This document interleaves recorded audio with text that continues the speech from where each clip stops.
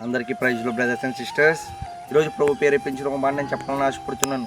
ఏంటి ఒక మాట అంటే, ఆయనను నమ్మిన వారిని ఎంత మాత్రము త్రోసివేయని దేవుడు మన దేవుడు. ఎందుకు మాట చెప్తున్నానంటే, చాలా ఉదాహరణలు మనం చూస్తాం, కానీ ఒక ఉదాహరణ నేను మీతో చెప్పాలని ఆశపడుతున్నాను. ఏంటి ఒక ఉదాహరణ అంటే, అబ్రహాము జీవితంలో అంత విశ్వాసం కలిగిన వాడు, అంత విశ్వాసంగా ఉన్నవాడు అబ్రహాము. అయితే అబ్రహాముకి కుమారులు లేరు. అయితే అంత విశ్వాసం కలిగిన వాడికి కుమారులు లేకపోసరికి చాలామంది అనుకుంటారు, ఏంటి నేను అంత నమ్మను, నేను అంత ఆశ్రయించాను దేవుని, నాకు ఏమి కలగలేదు అనుకుంటారు. కానీ అబ్రహాంలో ఉన్న విశ్వాసము, అబ్రహాంలో ఉన్న యొక్క నిరీక్షణ ఏం చేసిందంటే కుమారుని అనుగ్రహించింది. ప్రియులారా, ఈ రోజుల్లో మనం కూడా అనుకుంటుంటాం మనం దేవుని నమ్మొచ్చు, కానీ కొన్నిసార్లు మనం ఆశించేది మనకు జరగకపోవచ్చు. కానీ ఆలస్యమైన అత్యధికంగా దయచేసేవాడు మన దేవుడు. అబ్రహాం జీవితంలో ఆలస్యమైంది, కానీ అద్భుతమైన కుమారుని అనుగ్రహించాడు దేవుడు. అయితే నీ జీవితంలో కూడా ఆలస్యం అవుతుందా?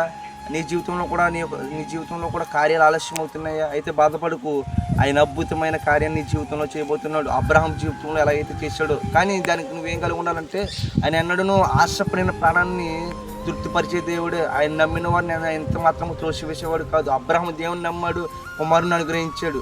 యోబు దేవుని నమ్మాడు, రెండంతుల ఆశీర్వాదాన్ని అనుగ్రహించాడు. నువ్వు దేవుని నమ్ము, నేను దేవుని నమ్ముదాం, ఆయన ఇచ్చే ఆశీర్వాదాన్ని పొందుకుందాం.